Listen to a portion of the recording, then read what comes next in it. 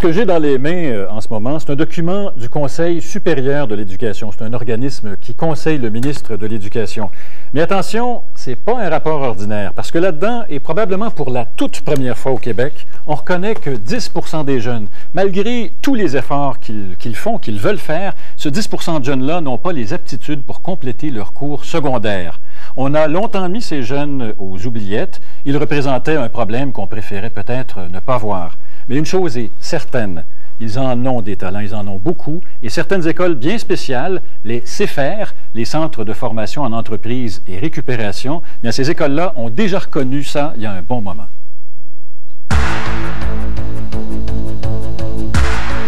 Toute cette quincaillerie autrefois destinée au dépotoir est en voie d'être triée, nettoyée et recyclée. Nous sommes dans une école-usine.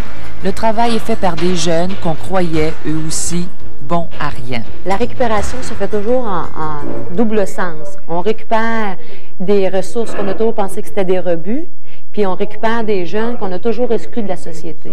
Alors la mission de CFER, c'est finalement, c'est de les préparer pour faire face à la vie. Ces élèves ont entre 16 et 19 ans. Aucun n'a réussi à terminer son secondaire 1. En classe, on leur enseigne à fonctionner dans le quotidien. En usine, ils apprennent qu'eux aussi peuvent faire leur part. Moi, j'ai rien contre ça, le diplôme de secondaire 5, sauf que moi, j'ai peut-être pas les capacités pour aller chercher ce diplôme-là. Fait que dans un sens, je me base vers d'autres portes pour essayer d'aller chercher d'autres capacités puis faire sortir mes capacités que j'ai à l'intérieur. Pas nécessairement point de vue intellectuel, maths, français, mais point de vue manuel. Depuis qu'ils sont jeunes, ils vivent des échecs, aussi plusieurs vivent des échecs, fait que déjà, ils ont déjà été catégorisés. Alors quand ils arrivent ici, l'estime de soi, c'est pas fort. Parce que moi, j'en ai vécu des échecs, puis oh, je ne vaux pas grand-chose. De toute façon, la société le dit, hein. Pas secondaire 5, tu ne vaux pas grand-chose. Et ce qu'on leur dit le plus souvent, c'est pas de diplôme, pas d'avenir. Les emplois simples qui vous sont accessibles, c'est des emplois dont on ne veut plus, qu'on cherche à faire disparaître. À toute fin pratique, l'avenir appartient aux spécialistes, on n'aura jamais besoin de vous. La dignité d'un emploi tient d'abord à la personne qui l'occupe. Et si dans notre société, on a des gens qui ont besoin d'emplois simples parce que c'est la contribution qu'eux autres peuvent l'apporter, bien, peuvent apporter à notre société, bien, à ce moment-là, on a le même devoir de créer des emplois simples que de créer des emplois d'ingénieurs. Quand Normand Maurice a fondé les CFER il y a 6 ans, il a misé sur tout ce que les autres rejetaient. Il a prouvé qu'il était avantageux de recycler autant le papier que la peinture. Il entend maintenant convaincre toute une économie qu'il est aussi rentable d'intégrer ces exclus. Déchets, ça, c'est une mentalité. C'est un jugement qu'on porte sur un matériau. On a toujours su qu'un journal, c'était pas un déchet, c'était une ressource. Mais on disait, c'est pas rentable. On ne peut pas le vendre assez cher pour couvrir les frais de collecte et les frais de tri. C'est la même chose avec les jeunes. C'est le même jugement de valeur qu'on pose à un autre niveau. On dit, organiser une société qui aurait besoin d'eux autres, c'est trop d'ouvrages. C'est plus simple de simplement les assister. S'il n'y avait pas eu cette terre, qu'est-ce qui serait arrivé avec vous? Moi, je sais pas qu'est-ce qui serait arrivé. Je pense que je serais plus aux études. Premièrement, j'aurais fait des démarches pour essayer de me trouver de l'emploi dans un McDonald's ou quelque chose dans ce style, mais par après, j'aurais lâché et j'aurais peut-être été sur le bien-être social. Je serais supposément chez nous, à rien faire, écouter la télé, vacher sur le divan. Je fais pas ça en ce moment. Là, je me prépare à aller sur le marché du travail. Je vais pouvoir aller travailler au salaire minimum sans avoir de remords. On va avoir autant de rêves que d'autres à 10-12 piastres à l'heure, sauf ce qui vont être moins grands, mais ça va être important pareil. Il y a ici des jeunes qui reprennent confiance en eux-mêmes. Ils sont fiers et se sentent utiles. Regardez, on voit ce monsieur-là là, qui trie des rebuts de peinture, OK? Combien de gens diraient « Ah, ben ça, moi, je veux pas faire ça, ça, c'est indigne d'une personne, etc. » C'est une fonction essentielle. Si la peinture ne retourne pas dans les usines, on va la ramasser dans nos nappes d'eau phréatiques et on va être obligé de la boire tout à l'heure. Alors, ce monsieur-là joue un rôle très important dans l'organisation sociale au moment où on se parle. Puis allez-vous vous trouver une job en sortant? Espérons. Je vais me vanter parce que j'ai eu de l'ouvrage, j'ai fait des différents postes de travail au CFER.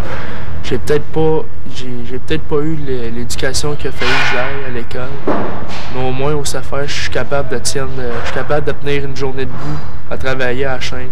Je suis capable de m'habituer à n'importe quel travail. Puis j'apprends vite. Secondaire 5, ils ont peut-être leur diplôme, mais eux autres sont peut-être pas habitués au travail.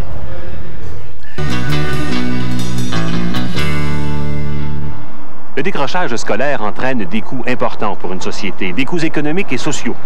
Au Québec, par exemple, l'année dernière, le gouvernement a dû consacrer plus de 42 millions de dollars pour freiner l'hémorragie.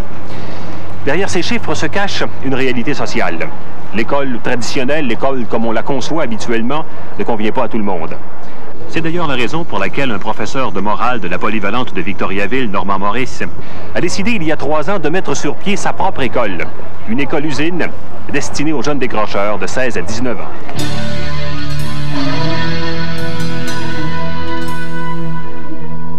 Il y a des gens qui n'auront pas de diplôme. Puis il faut leur dire, oui, il y a un avenir même sans diplôme. À Victoriaville, tout juste en face de la polyvalente, se dresse une école bien particulière. Elle a ceci d'original, c'est une école-usine. Ce nouveau concept porte le nom de CEFER, pour Centre de formation en entreprise et récupération. Le CEFER, c'est un centre de formation. Okay? Essentiellement, c'est une école. C'est une école qui s'adresse à des jeunes de 16 à 19 ans. Et c'est des jeunes qui ont cette caractéristique qu'ils vont avoir de la misère à finir un primaire en termes de connaissances réelles. Ils finiront certainement pas un secondaire 3. Ces jeunes-là, avant, étaient envoyés en stage 4 jours par semaine. Nous autres, on a estimé que c'était notre métier que de travailler avec ces jeunes-là, les aider à se développer au maximum de leurs capacités. Accepter d'abord leurs limites, mais ensuite découvrir leurs capacités et aller au maximum de leurs capacités. Normand Maurice est professeur. Il est l'âme dirigeante de cette école. À Victoriaville, on le considère un peu comme le père de la récupération. C'est lui qui, depuis des années, inculque à ses concitoyens l'idée du recyclage. Après s'être penché sur la récupération de la matière, il s'attaque maintenant à celle du potentiel humain. J'avais beaucoup de difficultés, puis comme j'avais beaucoup de difficultés, mais il y en a gros qui mettaient comme à part. Est-ce que c'est agréable d'être dans un groupe où là, t'es plus à part? Oui, oui. Et puis, je ne pas part, c'est elle qui mène ici. Nous, on dit, on va construire une école. Vous êtes sur le bord de construire une école pour entraîner des jeunes au travail. On a besoin de le faire, on va le faire de toute façon. Okay? Construisez donc l'école. On va la dessiner avec vous autres, si vous voulez. Puis, on va réduire un petit peu l'espace de classe, puis on va agrandir l'espace d'usine. Ça vous dérange-tu? Il dit, si ça donne de meilleurs résultats de formation, pour nous, c'est le même coup, on est bien heureux, puis on y gagne parce que c'est meilleurs résultats de formation. CEFER a été inauguré il y a 3 ans. Coût de construction, 1,5 million de dollars, financé par le gouvernement du Québec et celui d'Ottawa. Dans cette école nouveau genre, les jeunes s'initient au travail en récupérant de la vieille peinture et du papier. Ils rentrent, bon an, mal an, 40 à 50 000 $ de papier par année. Et ça, c'est du papier qu'ils ne pouvaient pas à la rigueur. Le papier des écoles primaires, personne ne veut le prendre parce qu'il est trop mélangé et il y a trop de papier de construction dedans. Okay? En termes d'entreprise privée, ce ne serait pas rentable de le prendre. Donc, on préfère le jeter. Pourtant, ce papier-là a une certaine valeur. Et si on l'utilise pour s'entraîner au travail, regardez l'économie de ça ici. L'idée derrière cette école-usine est bien simple. Permettre aux jeunes qui ont des difficultés d'apprentissage de travailler sur des choses concrètes. Ici, ils apprennent des notions élémentaires qui faciliteront leur adaptation au marché du travail. Le professeur, il peut parler de travail assis en classe comme moi je vous parle actuellement. Ou bien le professeur, là, il peut s'installer autour de tous les équipements, puis là, partir la chaîne de travail, puis là, aller voir Sébastien, puis dire, Sébastien, là, regarde, là, ton travail est mal fini. Quand on parle de qualité, là, ce que ça veut dire, non. Il peut aller voir là, puis dire, non, tu utilises mal ton outil. Là. Regarde, si tu utilisais de telle façon, là, tu serais plus efficace. Ce professeur-là est bien plus efficace. Okay? Tes lunettes, là, tu peux pas ne pas y porter. La santé-sécurité, aujourd'hui, là, ça va jusqu'à 15 % de coût pour une entreprise. Il n'y a pas un entrepreneur qui va accepter de t'aviser 3 fois de mettre tes lunettes. Ouais, mais j'ai chaud. Non, écoute, tu veux-tu perdre ton emploi rapidement? Fais comme tu fais là. Réponds que tu as chaud, là. Non. Il n'y a pas un entrepreneur qui va accepter que tu enlèves tes lunettes.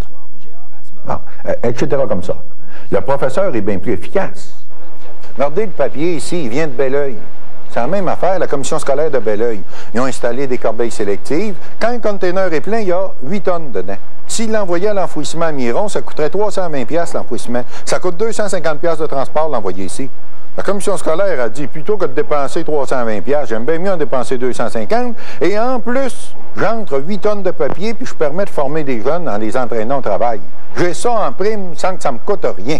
Si à CFR ici, vous acceptez d'additionner le prix vendu pour le matériel, le service rendu en termes d'éducation, le service rendu en termes de main-d'œuvre, puis le service rendu en termes de protection de l'environnement, c'est excessivement rentable. Et remarquez qu'il n'y a aucun coût que vous assumez, que vous n'assumez pas par ailleurs, mais sans efficacité. Sans efficacité, pourquoi? Parce que vous les assumez de façon cloisonnée. Cloisonnement, on a ça, nous autres, en éducation. Le prof de maths, qui ne corrige pas les fautes de français, c'est pas sa matière. Le prof de français, il demande un travail sur la violence conjugale. Là, tu écris, si les femmes d'aujourd'hui acceptaient, comme le faisaient si bien nos grands-mères, la domination naturelle du mâle, il n'y en aurait pas de violence conjugale. Si tu n'as pas fait de faute, puis que tu as mis le point à bonne place, tu as 95%, moral, c'est le gars d'à côté. C'est ça, le cloisonnement, ça vous montre jusqu'à quel point c'est con. L'économie, c'est pareil. Okay? Les ministres décident chacun pour leur ministère, mais ils n'additionnent jamais les coûts sociaux. Si M. Lévesque devait faire, M. Lévesque, le ministre des Finances, devait faire une étude économique de CFR, bien, en plus de nos ventes, il serait obligé de calculer notre performance en termes de réinsertion sociale, qui est bien supérieure à ce qu'on trouve ailleurs. De façon générale, en tout cas, c'est ce qu'on nous en dit. Et ça, c'est important. Un site d'enfouissement, c'est comme une cafetière. Pourquoi j'ai dit ça? C'est quand l'eau passe à travers le café, après les composants du café, en couleur, en odeur puis en saveur. Chez CFR, le taux de réussite des étudiants atteint 80%. Diverses techniques d'enseignement sont employées. Avec les journaux, on fait de la pâte moulée. La caravane de la récupération en est une. Cette caravane, qui a déjà fait le tour du Québec, est animée par les étudiants. Elle vise à informer les gens de tout le potentiel de la récupération. Elle permet également aux jeunes de s'exprimer en public sur un sujet qui les valorise. Et à partir de ces granules, on va faire des talons. Cette initiative est subventionnée par l'entreprise privée. C'est la 5e année que l'Alcan renouvelle son soutien financier. Noranda, c'est la même affaire. SO, ça fait 3 ans, mais quand ils ont commencé, ils n'arrêtent plus. Ces compagnies-là reconnaissent, sont venus ici, ces compagnies-là reconnaissent que les jeunes d'insertion sociale de CFR sont les promoteurs les plus efficaces pour la collecte sélective et en conséquence les soutiennent financièrement. C'est pas de la charité, ça. C'est une compagnie de marketing social et on remplit le travail pour lequel on est rémunéré. Ouais, c'est l'atelier de peinture. Okay? Première chose, tous les murs sont peinturés avec la peinture recyclée, c'est notre peinture. Qu'est-ce que vous entendez par peinture recyclée? C'est une peinture qui est faite avec tous les restants de peinture d'origine domestique. Alors, ici, les vieux contenants de peinture ont une valeur économique. Tout d'abord, il faut les classer. Ensuite, il faut les vider de leur contenu. La vieille peinture prend alors le chemin de la compagnie Peinture Internationale, où elle est recyclée. Quand on a commencé, il y a deux ans, on avait dit 10 barils la première année, 30 la deuxième. Okay. On a fait 450 la première baril, puis la première année, on se prépare à en faire 1500 barils cette année. En 1992, les jeunes ont récupéré plus de 150 tonnes de peinture. Les diverses opérations de CFR ont généré des profits qui ont été réinvestis dans l'école. Là, la rallonge qu'on vient de faire pour la peinture, c'est 1 100 000. Mais il y a 650 000 qui est fourni à même les surplus de CFR. Et ce 650 000-là, CFR le prend et le donne à la commission scolaire. Nous sommes en train de donner une école à la commission scolaire de Victoriaville. Et on n'a pas pris aucun argent venant du public qui n'aurait pas été dépensé de toute façon pour de moins bons résultats que ceux qui sont obtenus ici. Les jeunes passent en moyenne 2 ans dans cette institution. Ensuite, ils partent à la recherche d'un emploi. Les gens de CFR leur fournissent l'encadrement nécessaire sans pour autant les placer en entreprise. Les jeunes doivent apprendre à se débrouiller seuls. Pascal Houle est directeur d'une usine de fabrication de chaises sur billes.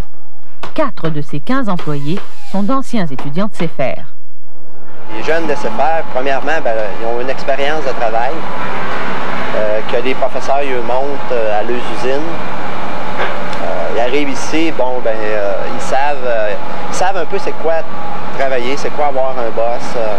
Tu lui demandes de faire quelque chose, ils savent qu'il faut qu'ils le fassent. Ils ont déjà eu des ordres d'autres avant moi.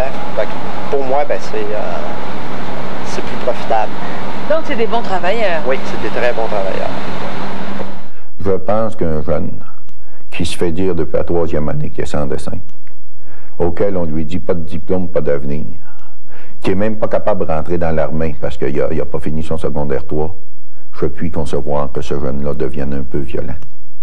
Et je peux concevoir que ce jeune-là entraîne des coûts énormes pour une société qui n'a pas su lui faire une place.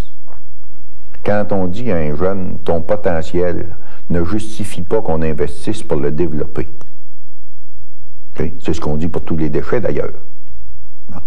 Quand on dit ça à un jeune, que ce jeune-là, avec les années, devienne un peu violent et engendre des coûts considérables, si c'est pas dans la violence, le seul fait de la dépendance, moi, en tout cas, c'est un coup que je ne veux pas risquer. Je n'ai pas besoin de le chiffrer pour savoir que c'est un risque qu'il ne faut pas prendre. Or, c'est un risque qu'on se paye allègrement aujourd'hui.